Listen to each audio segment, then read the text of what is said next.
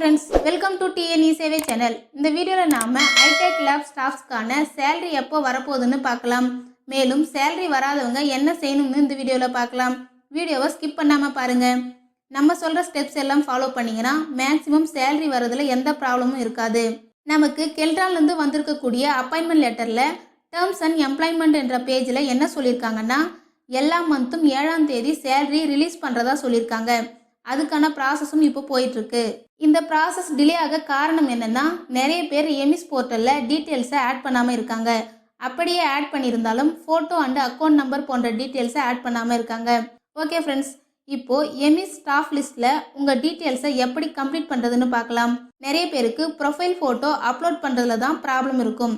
இப்போது அந்த ப்ரொஃபைல் ஃபோட்டோவை எப்படி கம்ப்ரஸ் பண்ணி அப்லோட் பண்ணுறதுன்னு பார்க்கலாம். ஃபஸ்ட்டு லேப்டாப்பில் உங்கள் ஃபோட்டோவை செலக்ட் பண்ணிக்கோங்க. நெக்ஸ்ட்டு ரைட் கிளிக் பண்ணி ஓப்பன் வித்தில் பெயிண்ட் ஆப்ஷனை கிளிக் பண்ணுங்கள்.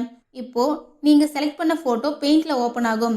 அதில் இந்த இடத்துல ரீசைஸ்னு ஒரு ஆப்ஷன் இருக்கும். அதை கிளிக் பண்ணுங்கள். அதில் ஃபிக்சல் என்ற ஆப்ஷனை செலக்ட் பண்ணிக்கோங்க. நெக்ஸ்ட்டு ஹரிசாண்டலில் 115னும் வெர்டிக்கலில் 117னும் டைப் பண்ணி ஓகே கொடுங்க. இப்போது நீங்கள் சேவ் கொடுத்தால் அந்த இமேஜ் கரெக்டான ஃபிக்சல் அண்டு கேபியில் இருக்கும். அதை அப்லோட் பண்ணிங்கன்னா சக்ஸஸ்ஃபுல்லாக அப்லோட் ஆகிடும்.